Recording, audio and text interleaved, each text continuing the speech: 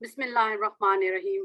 Rabbi इश्रह ली सदरी व यस्सिर ली अमरी वहलुल उक़दतम मिन लिसानी यफ़क़हू क़ौली। रब्बि ज़िदनी इल्मा।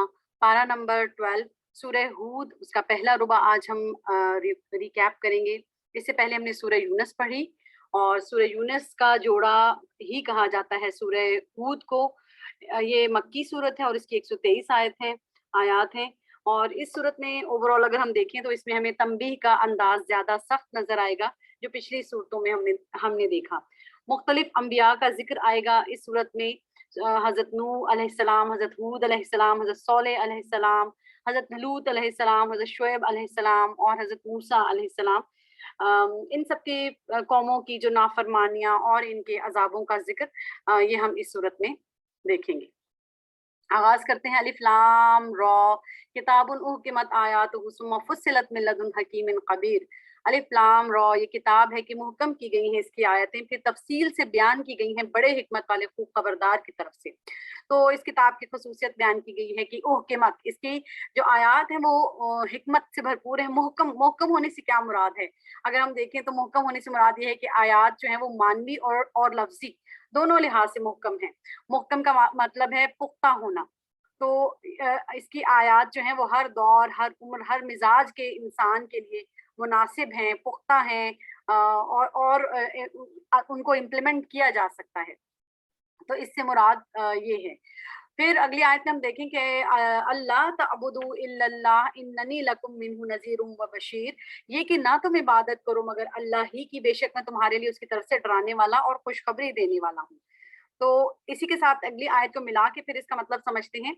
व अनिस्तगफिरू रब्बकुम सुम्मा तूबू इलैहि युमत्तिकुम मताअन हसना इला अजलिम मुसम्मा व यु'ति कुल्ला ज़ी फदलिन फदलहु व इन तवल्लौ फ़इन्नी अखाफु अलैकुम अज़ाब यौमिन कबीर। और ये कि तुम मग़फ़िरत तलब करो अपने रब से, फिर तुम रुजू करो उसी की तरफ, वो फ़ायदा देगा तुम्हें अच्छा फ़ायदा एक वक़्त मुकर्रर तक, और वो देगा हर फ़ज़ल वाले को उसका फ़ज़ल, और अगर तुम फिर गए तो बेशक मैं डरता हूँ तुम पर बड़े दिन के अज़ाब से।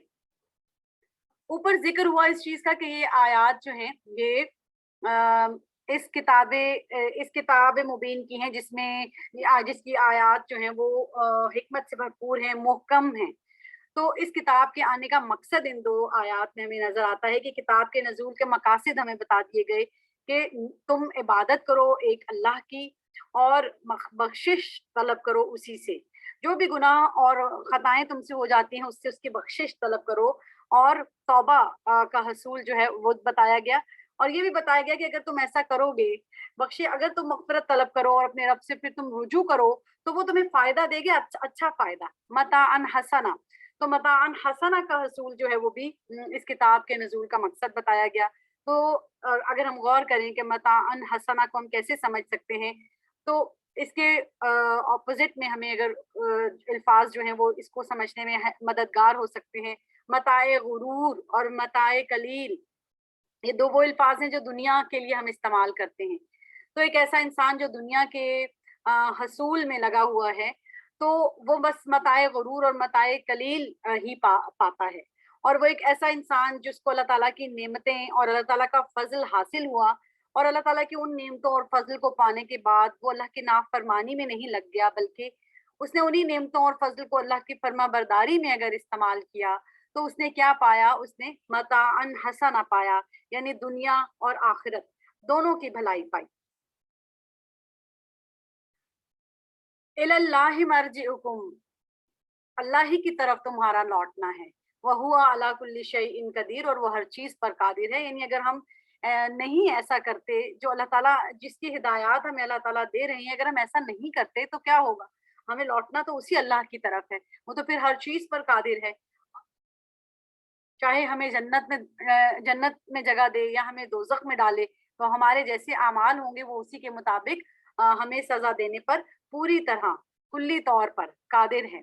अला, खबरदार, आगाह रहो, इन्नहुम यसनून सुदूरहुम लियस्तख्फू मिन, अला हीन यस्तगशून सियाबहुम यअलमु मा युसिर्रून व मा युअलिनून इन्नहु अलीमुम बिज़ातिस सुदूर। इस आयत का ترجمہ یہ ہے کہ آگاہ رہو، بے شک وہ دوہرا کرتے ہیں اپنے سینوں کو تاکہ وہ چھپے رہیں اس اللہ سے۔ آگاہ رہو، جب وہ اوڑھ لیتے ہیں اپنے کپڑے، وہ جانتا ہے جو وہ چھپاتے ہیں اور جو وہ ظاہر کرتے ہیں، بے شک وہ خوب جاننے والا ہے سینوں کی باتوں کو۔ تو اس آیت کے شان نزول میں دو طرح کی رائے پائی جاتی ہیں، اور وہ دو طرح کی رائے کیا ہیں، یا کیا ایسے واقعات ہیں جو اس کے ساتھ کوٹ کیے جاتے ہیں تفاسیر میں، اور جیسے ہمیں بھی بتائے گئے کہ ایک تو اس کا یہ حوالہ ملتا ہے ہمیں تفاسیر میں کہ سرداران قریش جو ہیں وہ قرآن کے احکامات جب سنتے تھے تو اپنے غصے کا اظہار یا اپنی بیزاری کا اظہار کرنا چاہتے تھے تو وہ اپنے اوپر چادر ڈال لیتے تھے۔ تو اگر اس پرسپیکٹو میں اس کو دیکھا جائے تو بھی کیا جواب ملتا ہے کہ بے شک وہ دوہرا کرتے ہیں اپنے سینوں کو تاکہ وہ چھپا رہے ہیں اس اللہ سے۔ اگر وہ اپنے اوپر چادریں ڈال کر اپنے آپ کو چھپا بھی لیتے ہیں تو اللہ تو سب کچھ جانتا ہے، وہ بے شک چھپا بھی لیں تو اللہ سب کچھ جانتا ہے۔ اور اس کے ساتھ تفسیر میں یہ بھی ملتا ہے کہ حضرت عثمان رضی اللہ تعالی عنہ جیسے بے باحیا مومنوں کا سینوں کو دوہرا کر لینا، جب وہ غسل فرماتے تو اپنے سینے کو جھکا لیتے تاکہ ان کو حیا ان کو ایسا محسوس نہ ہو کہ جیسے وہ کسی حکم کی تعمیل نہیں کر رہے۔ تو اللہ تعالیٰ یہاں پر ایسے اس چیز کو منع فرمانے کے لیے کہ یہ غلوب نہ ہو جائے یا ایک معروف طریقہ استعمال کیا جائے، لہٰذا اللہ تعالیٰ کہہ رہے ہیں کہ اگر اللہ سے کچھ چھپانا بھی چاہو گے، کپڑے کی اوٹ سے بھی چھپانا چاہو گے تو چھپا تو نہ سکو گے، وہ تو سب کچھ جانتا ہے۔ اللہ علیم بذات الصدور، وہ تو سینوں کی باتوں کو بھی جانتا ہے، تو وہ تمہارے جسموں کو بھی جانتا ہے۔ وَمَا مِن دَابَّةٍ فِي الْأَرْضِ إِلَّا عَلَى اللَّهِ رِزْقُهَا وَيَعْلَمُ مُسْتَقَرَّهَا وَمُسْتَوْدَعَهَا كُلٌّ فِي كِتَابٍ مُبِينٍ، اور نہیں کوئی چلنے والا جاندار زمین میں مگر اللہ ہی پر ہے اس کا رزق، اور وہ جانتا ہے اس کے قرار کی جگہ اور اس کے سونپے جانے کی جگہ، سب کچھ ایک واضح کتاب میں درج ہے۔ ہر چیز جو ہے جو انسان کی تقدیر میں لکھی جا چکی ہے، مقرر ہے، چاہے وہ اس کا رزق ہو، چاہے وہ اس کا مستقر ہو، چاہے اس کا مستودع جس کو کہا گیا کہ مرنے کی بعد کی جگہ، اور مستقر سے مراد اس کی زندگی کی رہائش کی جگہ کون سی ہوگی۔ تو ہر چیز اللہ تعالیٰ نے ایک واضح کتاب میں درج کر دی ہے، کتاب مبین میں درج کر دی ہے۔ وَهُوَ الَّذِي خَلَقَ السَّمَاوَاتِ وَالْأَرْضَ فِي سِتَّةِ أَيَّامٍ وَكَانَ عَرْشُهُ عَلَى الْمَاءِ، اور وہی ہے جس نے پیدا کیا آسمانوں کو اور زمین کو 6 دنوں میں، اور تھا اس کا عرش پانی پر۔ اب اس زمین و آسمان کی تخلیق کا مقصد اگلے حصے میں بتا دیا گیا، لِيَبْلُوَكُمْ أَيُّكُمْ أَحْسَنُ عَمَلًا، تاکہ وہ آزمائے تمہیں کہ کون تم میں سے بہتر ہے عمل میں۔ اور البتہ اگر آپ کہیں وَلَئِن قُلْتَ إِنَّكُمْ مَبْعُوثُونَ مِن بَعْدِ الْمَوْتِ، اور البتہ اگر آپ کہیں کہ بے شک تم اٹھائے جانے والے ہو موت کے بعد، تو کیا ہوگا؟ اگر آپ نبی پاک صلی اللہ علیہ وسلم اگر آپ ان سے کہیں کہ تم سب موت کے بعد اٹھائے جانے والے ہو تو یہ کیا کہیں گے؟ لَيَقُولَنَّ الَّذِينَ كَفَرُوا إِنْ هَٰذَا إِلَّا سِحْرٌ مُّبِينٌ، تو البتہ ضرور کہیں گے وہ لوگ جنہوں نے کفر کیا، نہیں ہے یہ مگر ایک واضح جادو۔ تو مختلف چیزیں ہمیں اس آیت میں پتہ چلتی ہیں۔ ایک تو یہ کہ زمین و آسمان کی پیدائش تخلیق کا مقصد کیا بتایا گیا ہے کہ آزمائش ہو، لِيَبْلُوَكُمْ أَيُّكُمْ أَحْسَنُ عَمَلًا، تاکہ وہ دیکھ لے وہ آزمائے جائیں کہ کون بہتر عمل کرتا ہے، اعمال کو بہتر انداز میں کرنا، یعنی اعمال کو ویسے ہی کرنا جیسے اللہ تعالیٰ کا بتایا ہوا طریقہ ہے، اپنی پسندیدگی یا ناپسندیدگی کو مد نظر نہیں رکھنا، بلکہ اللہ کے بتائے ہوئے طریقے کے مطابق کسی عمل کو، نیک عمل کو کرنا اس کا احسن عمل کہلائے گا۔ اور بعث بعد الموت، مبعوثون من بعد الموت، یعنی بعث بعد الموت یعنی موت کے بعد دوبارہ جی اٹھنا جو ہے، وہ اس چیز کو منکرین کیا کہہ رہے ہیں کہ اگر تم انہیں کہو گے نا اے نبی صلی اللہ علیہ وسلم، اگر تم انہیں کہو گے کہ تم موت کے بعد دوبارہ اٹھائے جاؤ گے تو یہ تمہارے جواب میں کیا کہیں گے؟ یہ تو ایک کھلا جادو ہے۔ تمہارے اس دعوے کو، تمہاری اس بات کو، تمہارے اس بیان کو یہ کہیں گے کہ یہ تو ایک کھلا جادو ہے۔ تو منکرین کے یہ دعوے تھے کہ انسان کا مرنے کے بعد دوبارہ جی اٹھنے کا نبی پاک صلی اللہ علیہ وسلم کا یہ جو بیان ہے یہ ایک کھلا جادو ہے۔ وَلَئِنْ أَخَّرْنَا عَنْهُمُ الْعَذَابَ إِلَىٰ أُمَّةٍ مَّعْدُودَةٍ لَيَقُولُنَّ مَا يَحْبِسُهُ، اور البتہ اگر ہم مؤخر کر دیں ان سے عذاب کو ایک گنی ہوئی مدت تک، تو یقیناً ضرور کہیں گے کہ کیا چیز روک رہی ہے اسے. الا یوم یاتیہم لیس مصروفا عنہم وحاق بہم ما کانوا به یستہزئون. تو آگاہ رہو جس دن وہ آئے گا ان پر، تو نہیں وہ ٹالا جانے والا ان سے، اور گھیر لے گا ان کو وہ عذاب جو کہ جس کا وہ مذاق اڑاتے تھے. تو یہاں پر بتا دیا گیا کہ عذاب نہ آنے پر، جب عذاب نہیں آ رہا تھا تو یہ کیا باتیں کرتے تھے، یہ کہتے تھے کہ کس چیز نے روک رکھا ہے، ما یحبسہ، کیا چیز روک رہی ہے اسے، تو عذاب کو لاتے کیوں نہیں ہو، وہ کیا چیز روک رہی ہے اسے. اور پھر یہ کس چیز کا اللہ تعالیٰ کیا کہہ رہے ہیں کہ خبردار جس دن وہ آ جائے گا تو وہ پھر ٹلے گا نہیں ان سے، اور ان کو وہ گھیر لے گا جس کا وہ مذاق اڑا رہے ہیں. تو کس چیز کا مذاق اڑا رہے تھے؟ یہ عذاب کے نہ آنے کا. اگلی آیت ہے وَلَئِنْ أَذَقْنَا الْإِنسَانَ مِنَّا رَحْمَةً ثُمَّ نَزَعْنَا مِنْهُ إِنَّهُ لَيَئُوسٌ كَفُورٌ. اور یقیناً اگر ہم چکھائیں انسان کو اپنی طرف سے رحمت، پھر ہم چھین لیں اس رحمت کو اس سے، بے شک وہ یقیناً بہت نا امید، بے حد ناشکرا ہو جاتا ہے. اس آیت میں انسان کی ایک نفسیات کا ذکر ہے کہ اللہ تعالیٰ اگر ایک انسان پر اپنی رحمت یا نعمت عطا کرتے ہیں ایک انسان کو، اور اس کے بعد وہ نعمت یا رحمت اس سے چھن جاتی ہے، تو انسان کا رویہ کیسا ہوتا ہے. اللہ نے بہت کلیئر الفاظ میں بتا دیا کہ وہ انسان جو ہے وہ پھر نا امید اور نا شکرا ہو جاتا ہے. تو اللہ تعالیٰ نے ہی انسانوں کو تخلیق کیا، اللہ تعالیٰ ہی انسانوں کی نفسیات سے واقف ہے، اور اللہ تعالیٰ نے بتا دیا کہ انسان ایسا ہی کرے گا. اور ہم اپنے آپ کو اور اپنے ارد گرد دیکھیں تو ہم ایسا ہی کرتے ہیں. اگلی آیت ہے کہ وَلَئِنْ أَذَقْنَاهُ نعماء بعد ضراء مسحة ليقولن ذهب السيئات عني إنه لفرح فخور. اور البتہ اگر ہم چکھائیں اسے کوئی نعمت اس تکلیف کے بعد جو پہنچی اسے، تو یقیناً ضرور کہے گا چلی گئی تمام تکالیف مجھ سے، بے شک وہ یقیناً اترانے والا، بہت فخر کرنے والا ہے. اگر اس آیت میں دیکھیں تو تکلیف کے بعد انسان کو اگر کوئی نعمت ملتی ہے تو پھر اس انسان کا رویہ کیسا ہو جاتا ہے. اس آیت میں ہمیں اس کا جواب ملتا ہے، وہ انسان فرح فخور ہو جاتا ہے، اترانے والا، فخر کرنے والا ہو جاتا ہے. غافل اور ایک مغرور انسان کی جھلک نظر آتی ہے کہ اسے ایسے محسوس ہوتا ہے کہ جیسے اس کے بعد تو کوئی اس پر مصیبت، کوئی غم، کوئی آزمائش آنے ہی نہیں والی. تو وہ ایک غفلت کی زندگی گزارنے کی طرف راغب ہو جاتا ہے. پھر اگلی آیت میں اللہ تعالیٰ ان دونوں کے اپوزٹ ہمیں بتا رہے ہیں کہ وہ کون سے لوگ ہیں جن کے لیے میں اجر دینے والا ہوں، اور ایسا اجر جو اجر کبیر ہے، بہت بڑا اجر ہے.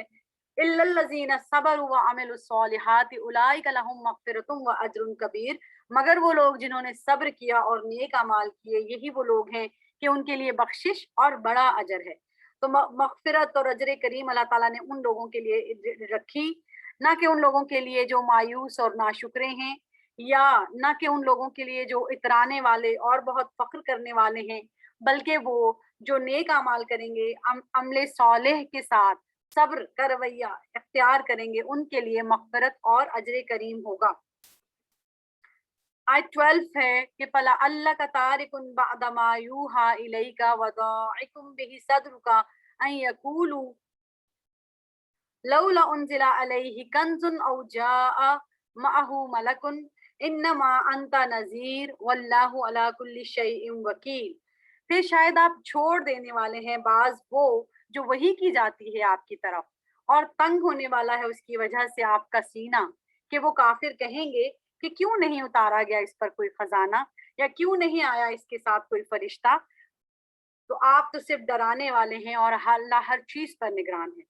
تو اس آیت میں، اس آیت 12 میں نبی پاک صلی اللہ علیہ وآلہ وسلم کے لیے کیا پیغام ہے. اور اس پیغام سے پہلے یہ سمجھ لینا بہت ضروری ہے کہ مخالفین جو طرح طرح کی خرافات سامنے لاتے تھے، طرح طرح کے فرمائشیں لاتے تھے سامنے کہ اس نبی کے ساتھ کوئی فرشتہ کیوں نہیں ہے، اس نبی پر کوئی خزانے کیوں نہیں اترے، اللہ تعالیٰ نے اس کو غنی کیوں نہیں کر دیا، یہ مالی اور روحانی لحاظ سے اس کے پاس نہ فرشتہ ہے نہ مال ہے، تو ہم اس پر کیسے ایمان لے آئیں. تو اس طرح کی ان کی فرمائشیں اور خرافات سے نبی پاک صلی اللہ علیہ وسلم ظاہر ہے کہ بشر تھے، اور وہ ان تمام خرافات سے جب ان کا سینہ تنگ ہوتا تھا یا وہ پریشان ہوتے تھے تو ان کے ذہن میں کہیں یہ خیال اگر آتا تھا کہ اگر ایسی باتیں ان سے نہ کی جائیں تو ہو سکتا ہے کہ یہ ایمان کی طرف راغب ہو جائیں، تو اللہ تعالیٰ یہاں پر بہت واضح طور پر اپنے نبی صلی اللہ علیہ وآلہ وسلم کو واضح ہدایات دے رہے ہیں کہ ایسی کوئی سوچ آپ کے دل میں نہیں آنی چاہیے جس سے ان کو کسی بھی قسم کی مراعات دینے کا کوئی شائبہ ہو، یا ان کو کوئی رعایت دی جائے کہ ٹھیک ہے ان سے ایسی بات سخت بات نہ کی جائے اور ان کی باتوں کو مان لیا جائے وقتی طور پر، اور ان کے خرافات کے سامنے وقتی طور پر کوئی سخت بات نہ کی جائے۔ تو اللہ تعالیٰ نبی پاک صلی اللہ علیہ وسلم کو کہہ رہے ہیں کہ آپ ایسی کسی بھی چیز کا کی وجہ سے اپنا سینہ تنگ نہ کریں، اور آپ ان سے کلیئر کٹ وہی بات کریں جو کہ حق بات ہے، تاکہ ان پر واضح ہو جائے جو حق ہے۔ آیت 13، ام یقولون افترا قل فأتوا بعشر سور مثلہ مفتریات وادعوا من استطعتم من دون اللہ ان کنتم صادقین۔ کیا وہ کہتے ہیں کہ اس نے خود گھڑ لیا ہے اس قرآن کو؟ اب یہ مزید انہی کی مخالفین کے نبی پاک صلی اللہ علیہ وسلم کے الزامات کی مزید بات ہو رہی ہے کہ کیا وہ مخالفین یہ کہتے ہیں کہ اس نے خود گھڑ لیا اس قرآن کو؟ تو اللہ تعالیٰ اب نبی پاک صلی اللہ علیہ وسلم کو جواب دلیل سکھا رہے ہیں کہ آپ ان سے کیا کہیں، آپ کہہ دیں کہ پھر تم بھی لے آؤ 10 صورتیں اس جیسی گھڑی ہوئی اور تم بلا لو جنہیں تم بلانے کی طاقت رکھتے ہو اللہ کے سوا، اگر تم سچے ہو۔ تو اگر تمہارا یہ الزام ہے کہ نبی پاک صلی اللہ علیہ وسلم یہ قرآن خود گھڑ لیتے ہیں، تو تم بھی اہل زبان ہو، تم بھی عبور رکھتے ہو، تمہاری بھی دسترس ہے، تم ایسی 10 صورتیں بنا لاؤ، اور یہ یقیناً نہیں جب بنا لائیں گے تو پھر انہیں منہ کی کھانی پڑے گی۔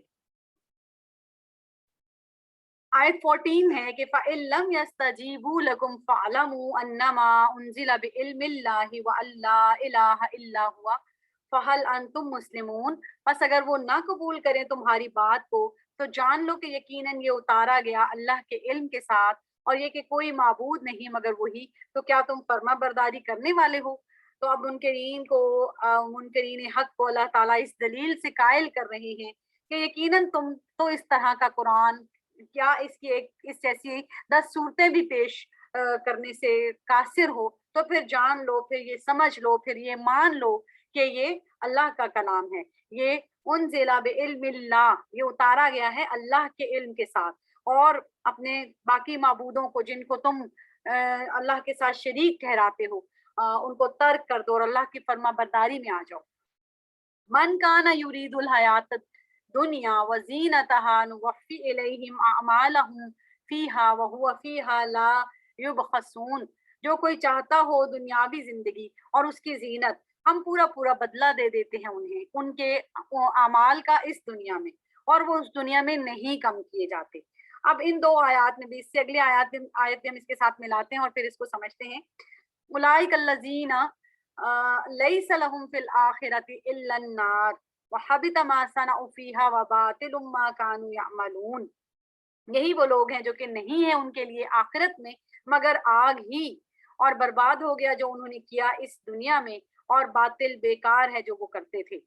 تو یہ ان دو آیتوں میں، آیت 15 اور 16 میں کس شخص کی بات ہو رہی ہے؟ اس شخص کی بات ہو رہی ہے جو دنیا کی زندگی چاہتا ہے، اس کی زینت چاہتا ہے، اس کے نفع چاہتا ہے۔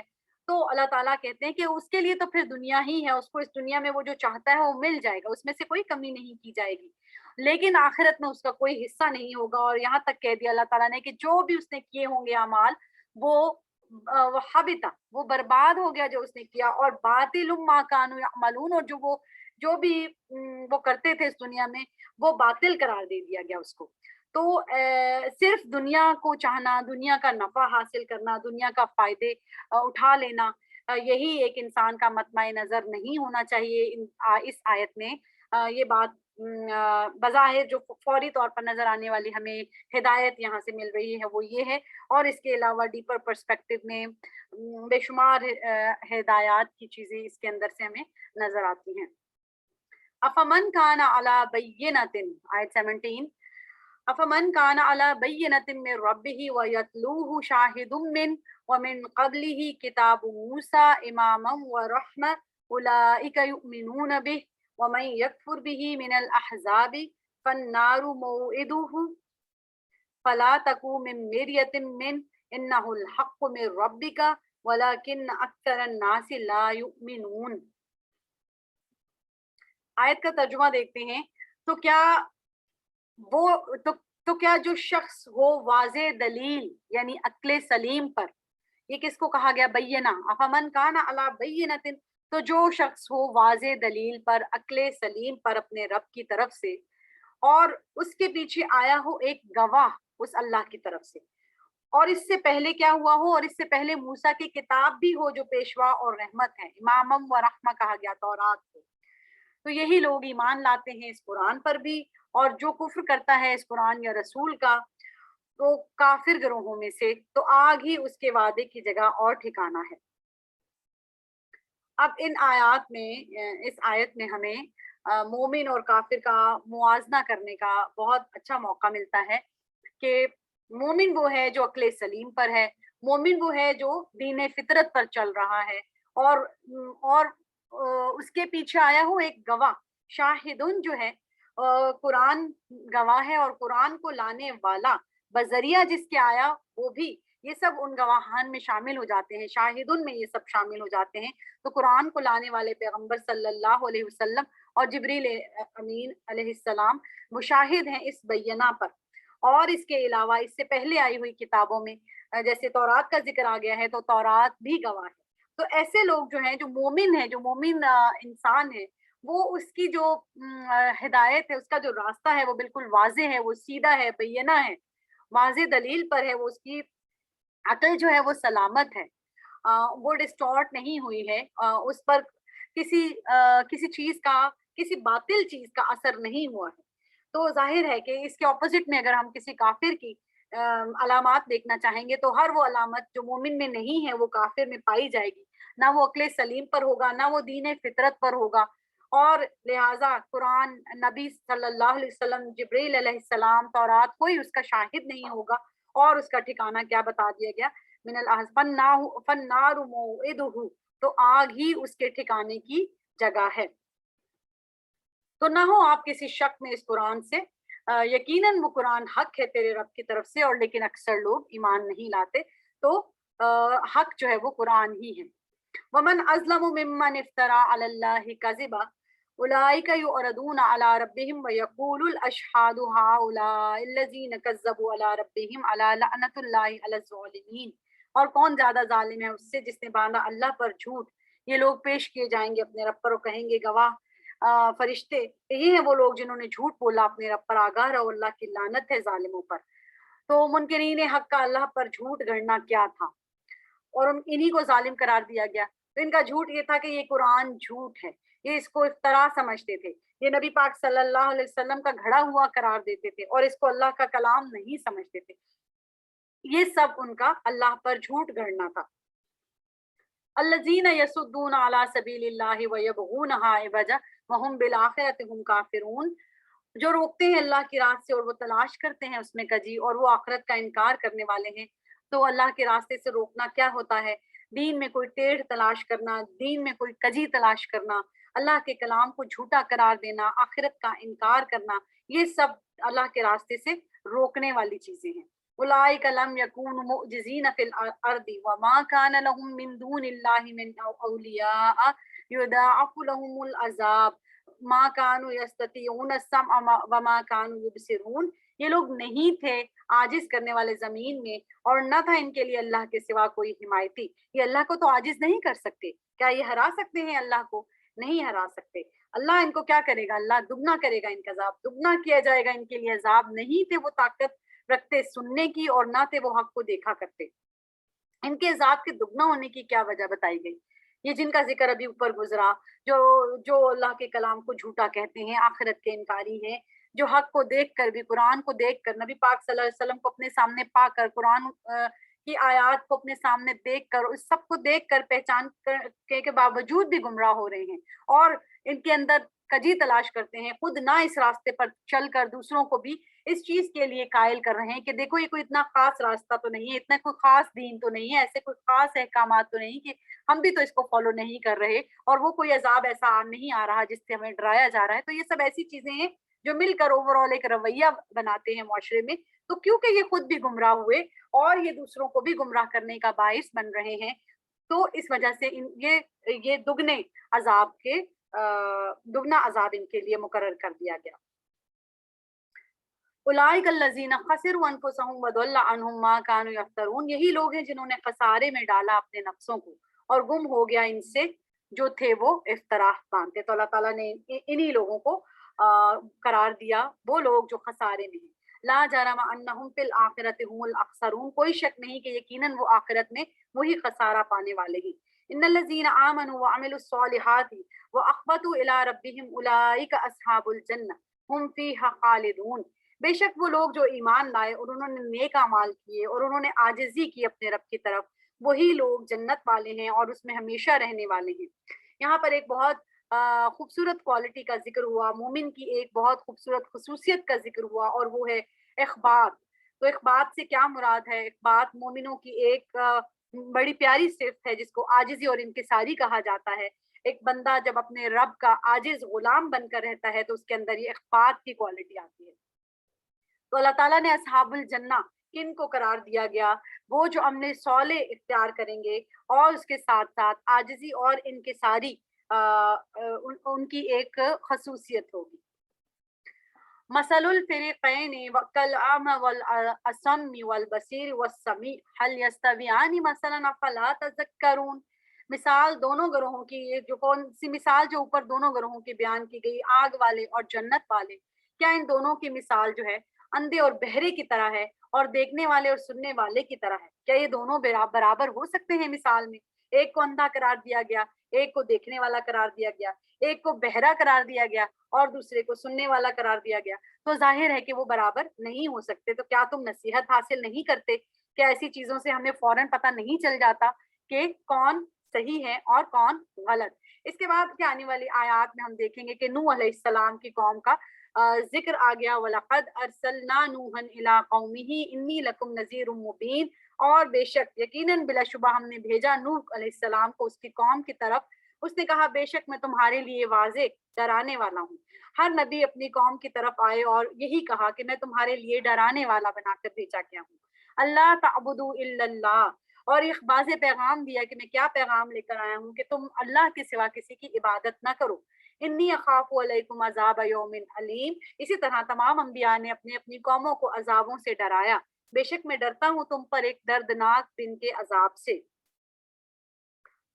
فقال الملأ الذين كفروا من قومه ما نراك الا بشرا مثلنا وما نراك اتبعك الا الذين هم اراذلنا بادي الرأي وما نرى لكم علينا من فضل بل نظنكم كاذبين، تو کہا ان سرداروں نے جنہوں نے کفر کیا اس کی قوم میں سے، نہیں ہم دیکھ رہے تجھے مگر ایک انسان اپنے جیسا، اور نہیں ہم دیکھ رہے تجھے کہ تیری پیروی کی ہو مگر ان لوگوں نے کہ وہ ہم میں سے رذیل کم ترین ہے ظاہری یعنی سرسری رائے سے، اور نہیں ہم دیکھتے تمہارے لیے اپنے آپ پر کوئی فضیلت مگر ہم گمان کرتے ہیں تمہیں جھوٹا۔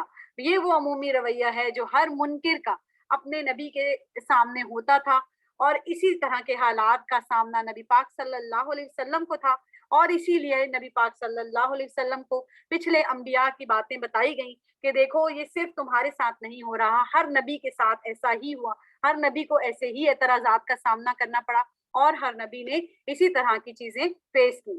تو نوح علیہ السلام کی قوم کے سرداروں کے اعتراضات کیا تھے جو اس آیت سے ہمیں نظر آتے ہیں؟ وہ یہ کہ نوح علیہ السلام اگر نبی اگر یہ اللہ کی طرف سے ہمیں ہدایت دینے کے لیے بنا کر بھیجے گئے ہیں تو یہ بشر کیوں ہیں؟ یہ ہماری ہی طرح کے ایک عام انسان کیوں ہیں؟ اور ان پر ایمان لانے والے غریب لوگ ہیں، نادار اور مفلس لوگ ہیں۔ تو یہ وہ اعتراضات ہیں جو نبی پاک صلی اللہ علیہ وسلم نے بھی فیس کیے اور اس سے پہلے تمام انبیاء نے فیس کیے۔ اب ان کا جواب دینے کے لیے نوح علیہ السلام جو دلائل دے رہے ہیں، اگلی بہت سی آیات ہم دیکھیں گے کہ نوح علیہ السلام ان تمام اعتراضات کا جواب جو ہے وہ کس طرح سے دیتے ہیں۔ قال یا قوم ارائیتم ان کنت علی بینۃ من ربی وآتانی رحمۃ من عنده فامیت علیکم انلزموکموها وانتم لها کارہون۔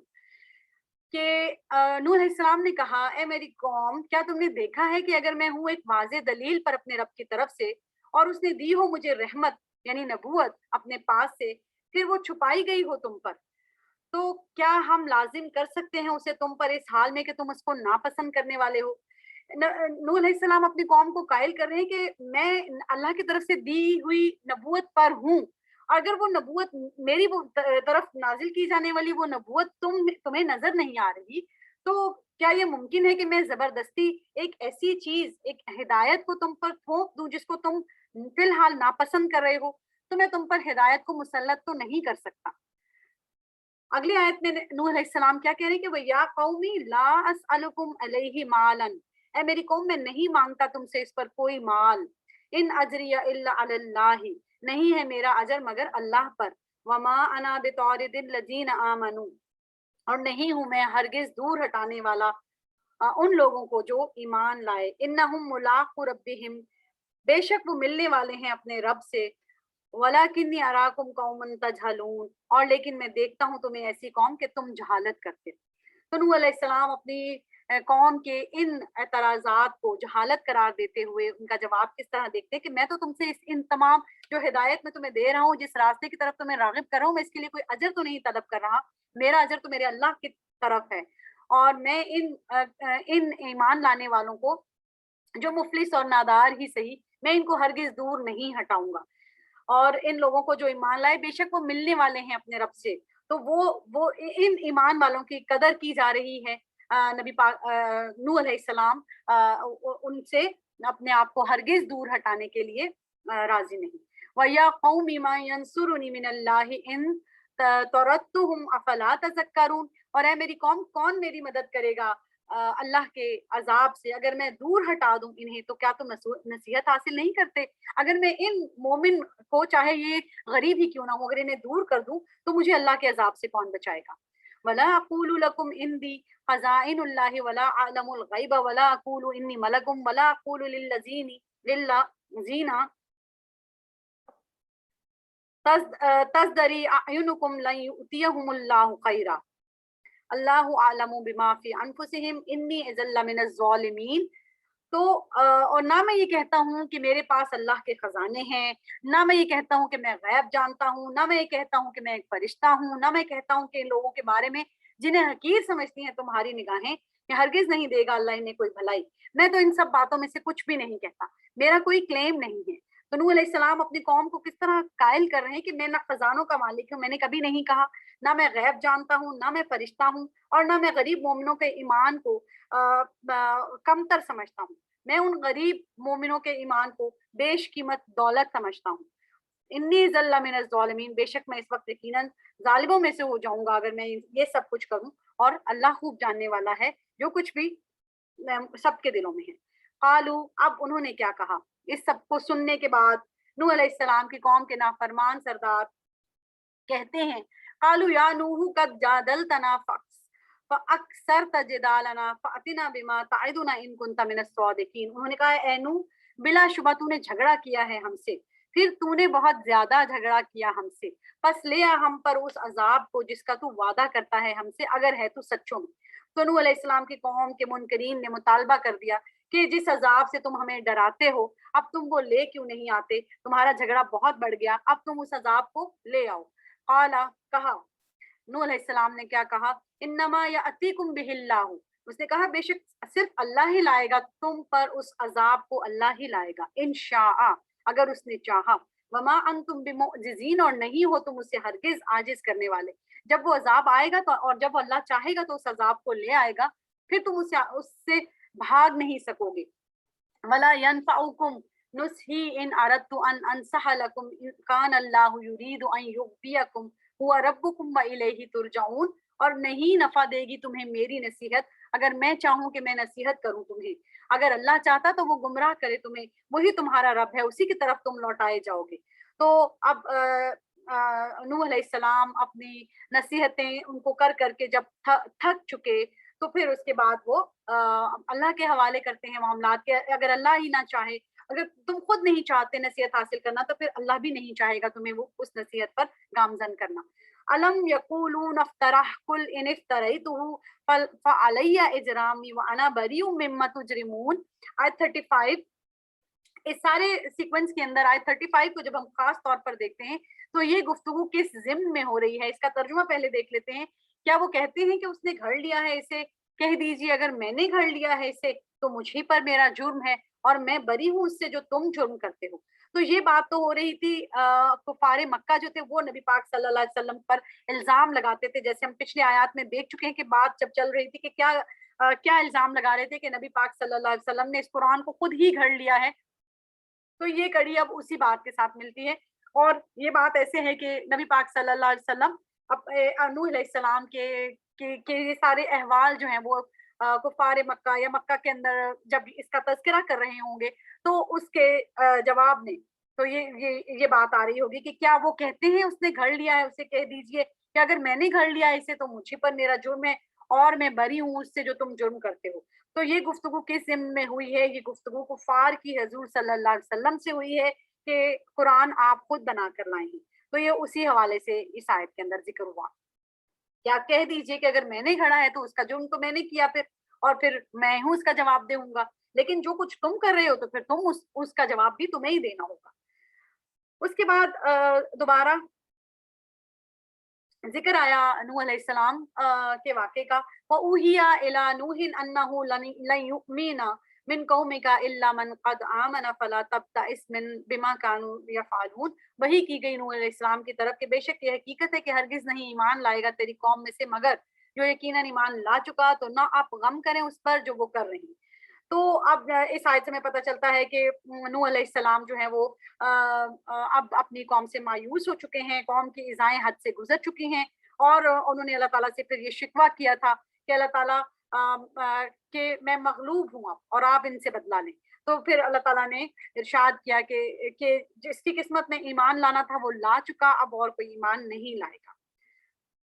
वस्निअल फुल्क बिअयुनिना व वहयिना वला तुखातिबनी फिल लज़ीना ज़लमू इन्नहुम मुग़रक़ून। और तू बना कश्ती हमारी आँखों के सामने और हमारी वही के मुताबिक, और ना बात करना मुझसे उन लोगों के बारे में जिन्होंने ज़ुल्म किया, बेशक वो गर्क किए जाने वाले हैं।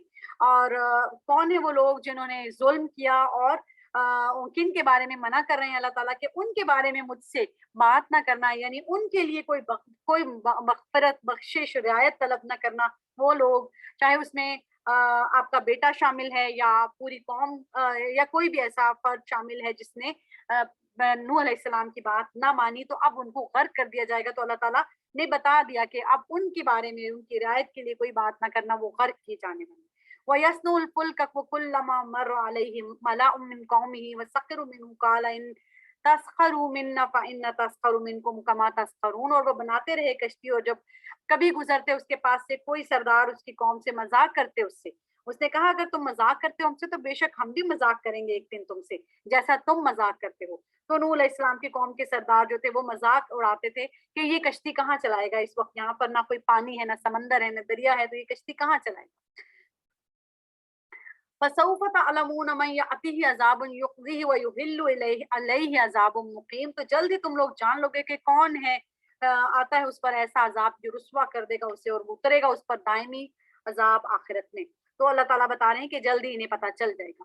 हत्ता इज़ा जाअ अमरुना व फ़ारतुन नूर क़ुल नहमिल फ़ीहा मिन कुल्लि ज़ौजैनि इस्नैनि व अहलका इल्ला मन सबक़ अलैहिल क़ौलु व मन आमना व मा आमना मअहु इल्ला क़लील। यहाँ तक कि जब आ गया हमारा हुक्म, यानी वो अज़ाब आ गया, अज़ाब आने का वक़्त आ गया और अल्लाह का हुक्म हो गया कि अब अज़ाब आएगा, तो वो कैसे आया? उबल पड़ा तनूर।